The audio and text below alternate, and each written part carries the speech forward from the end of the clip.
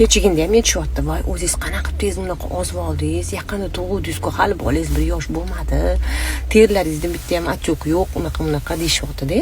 Silliq qilib, ya'ni xuddi 18 yosh qizlarni terisidek qilib hamma yog'imni cho'tki qilib olganman, misol uchun-da, shug'ullanib.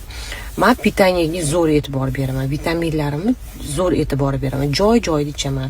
Keyin menda har kuni fitness, men diyeta qilmayman, men xohlagan shirin, yaxshi, foydali taomlarni yeyman va har kuni fitness bilan shug'ullanaman o'rtoqlar, 1 soat.